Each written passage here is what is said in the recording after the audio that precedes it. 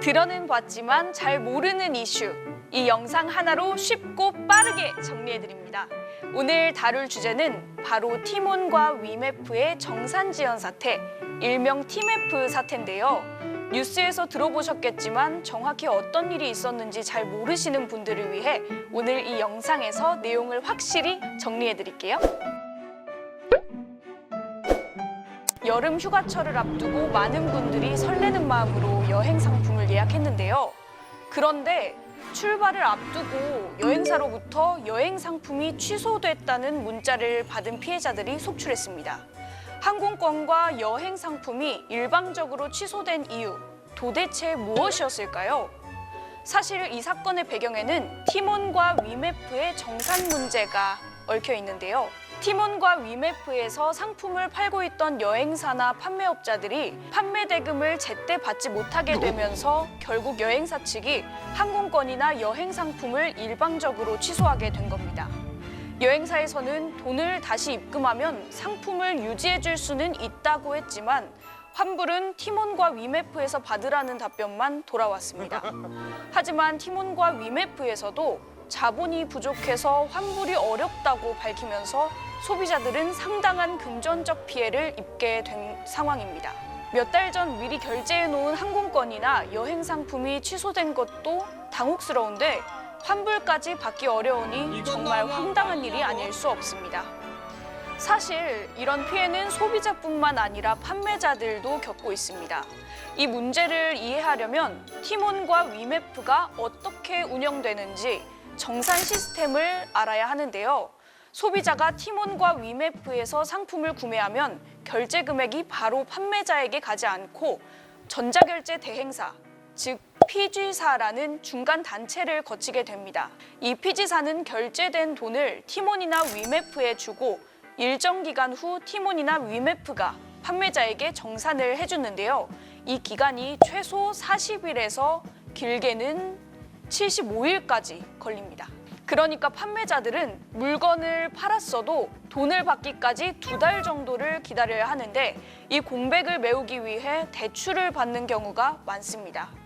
이걸 선정산이라고 하는데 나중에 받을 정산금을 담보로 해서 미리 돈을 대출받는 방식입니다. 문제는 이번 사태로 인해 티몬과 위메프가 정산금을 지급받지 못하면서 판매자들은 은행에 갚을 돈이 없어졌다는 겁니다. 이 때문에 연체자가 될 위험에까지 처하게 된 거죠. 판매자들도 물건을 팔았는데 돈을 받지 못해 큰 피해를 입고 있는 상황입니다. 그렇다면 이번 티메프 사태, 도대체 왜 이런 일이 벌어진 걸까요? 티몬과 위메프가 갑자기 판매 대금을 지급하지 못한 이유는 무엇일까요? 사실 지금까지 티몬과 위메프는 자본을 돌려막는 방식으로 운영되어 왔습니다. 이 방식은 상당히 위험해 보이지만 그동안은 자금을 돌려서 정산금 지급에는 큰 문제가 없었어요. 그런데 2024년 4월 티몬이 매출을 급격하게 끌어올리기 위해 파격적인 조건으로 상품권을 판매하면서 상황이 급변하게 됩니다. 티몬이 다른 이커머스 기업보다 훨씬 싸게 상품권을 팔 수 있었던 이유는 바로 결제일 기준으로 한 달 뒤에 상품권을 지급하겠다는 조건이 붙어 있었기 때문입니다. 이걸 본 피지사가 문제를 제기하게 됩니다. 피지사는 이틀에서 3일 만에 결제금을 받아가는데 한 달 뒤에 상품권을 주겠다는 티몬의 방식이 문제가 있다고 본 거죠. 피지사는 티몬에게 상품권을 지급하기 전까지는 결제금을 주지 않겠다고 하면서 지급을 보류해버리게 된 겁니다. 이 사건으로 인해 티몬과 위메프는 자금 돌려막기가 어려워졌고 결국 판매자들에게 정산금을 주지 못하는 상황이 벌어진 겁니다. 더 나아가서 소비자에게도 환불을 해주지 못하게 된 상황이 된 겁니다. 이 사태의 뿌리는 티몬과 위메프의 모기업인 큐텐에게 있다고 보는 분석이 많습니다. 티몬과 위메프는 따로 운영되는 것처럼 보이지만 사실은 싱가포르에 본사를 둔 큐텐이라는 이커머스 회사가 티몬과 위메프 모두를 운영하고 있는 겁니다. 큐텐의 시작은 2000년 G마켓을 창업한 구영배 대표로부터 시작되는데요.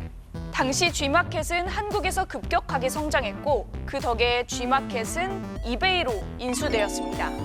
이때 구영배 대표는 이베이와 한국에 10년 동안 경쟁하지 않겠다는 약속을 하면서 한국이 아닌 싱가포르 시장으로 넘어가 Q10을 설립했습니다. 10년 후 구 대표는 한국 시장으로 다시 돌아오게 됐고 그때 티몬과 위메프를 인수한 겁니다. 문제는 이 Q10이 무리한 인수합병을 통해 몸집을 불리면서 자금난에 시달리게 됐다는 건데요. Q10은 미국 나스닥 상장을 목표로 했기 때문에 적자 기업들도 무리하게 인수하게 된 겁니다. 결국 과도한 확장으로 티몬과 위메프까지 자금 문제가 불거지게 된 것이죠. 현재 Q10의 구영배 대표는 Q익스프레스라는 회사 지분을 전부 잃은 상황이고 Q10과 티몬, 위메프도 휘청이는 형편입니다. 피해자들이 구 대표의 자산을 가압류한 상태이며 회사와 개인 자산 모두 위험에 처한 상황입니다. 정부는 피해를 받은 소상공인들에게 긴급 자금 지원을 하고 있고 소비자 피해를 최소화하기 위한 환불 절차도 마련 중이라고 밝혔습니다. 더하여 중소벤처기업부는 10월 안에 추가적인 대책을 마련하겠다고도 발표했습니다. 이번 TMF 사태 피해자분들의 어려움이 하루빨리 해결되기를 바라며 오늘 콘텐츠 마치도록 하겠습니다. 감사합니다.